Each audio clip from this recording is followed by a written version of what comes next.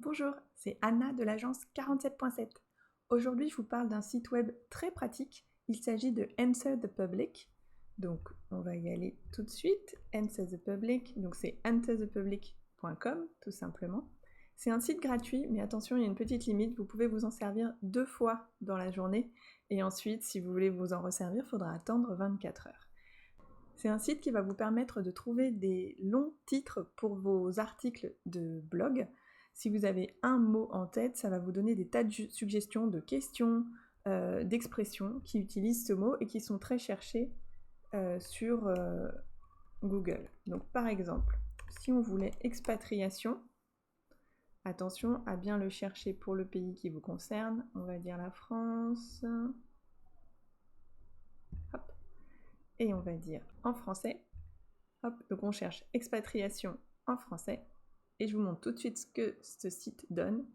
C'est assez sympa, en plus c'est très visuel. Vous allez avoir des questions, des prépositions, un ordre alphabétique et même des comparaisons. Alors les questions, elles se présentent comme ça, c'est très joli. Vous allez pouvoir voir, par exemple, quelle expatriation, par exemple, quelle banque pour expatriation, ou comment, toutes les questions qui commencent par comment expatrier au Canada. Et si c'est vert foncé, c'est que c'est très recherché. Si c'est vert clair, c'est que c'est beaucoup moins recherché. Donc là, comment traduire expatriation en anglais, c'est moins recherché.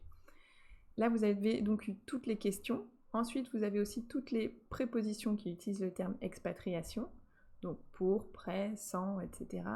Si on dit avec, expatriation avec EDF, ou avec chien, c'est marrant.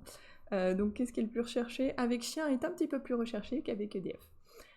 Expatriation avec des comparaisons, donc vous allez avoir contre, comme, etc.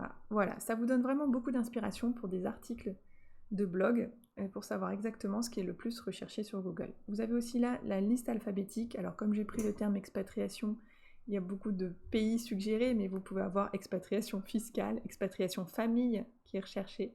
Donc voilà, ça peut vous donner aussi des idées.